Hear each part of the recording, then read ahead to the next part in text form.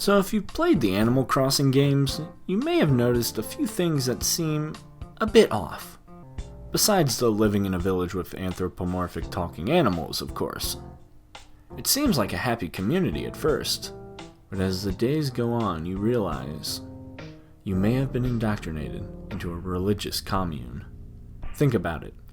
Have you ever noticed that in every game you are either walled off from the outside world or on an island?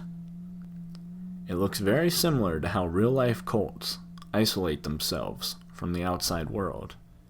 KK says you're free here, but those walls don't make me feel very free. When you arrive in your village, you are given a house and also given a debt that you must pay off.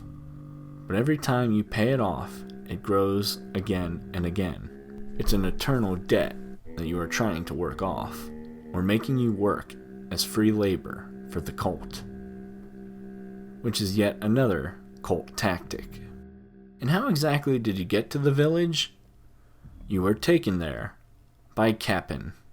It is still unclear whether or not you agreed to come along, manipulated into moving there, or were taken against your will. It's also important to note what Cap'n is.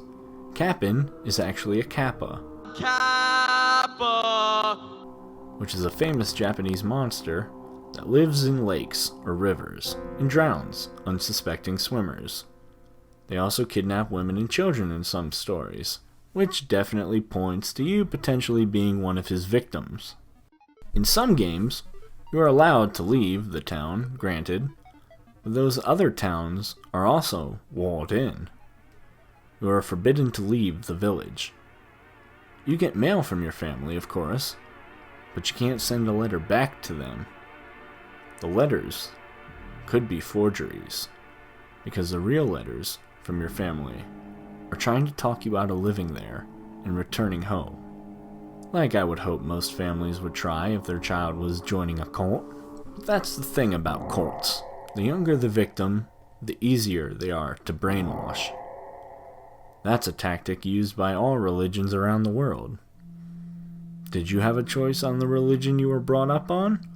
Or were you told what to believe by the authorities in your life?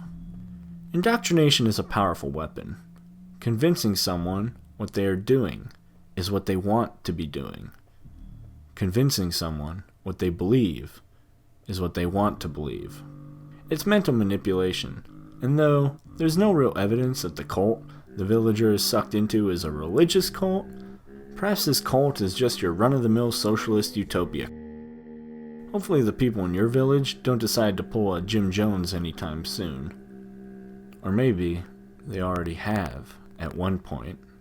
Gyroids can be found after a rainy day. Gyroids are based on the Hanawas, which were Japanese funeral sculptures. After it rains, the soil becomes loose, and the graves of those killed by the cult are dug up by you. Perhaps they are past victims of the cult's indoctrination, or those who failed to escape and had to face the punishment.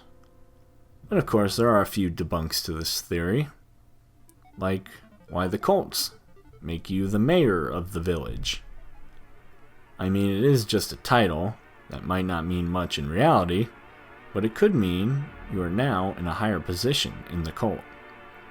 And yes, the debt you have with Tom Nook can eventually be paid off, but by then you're so brainwashed you wouldn't want to leave anyway.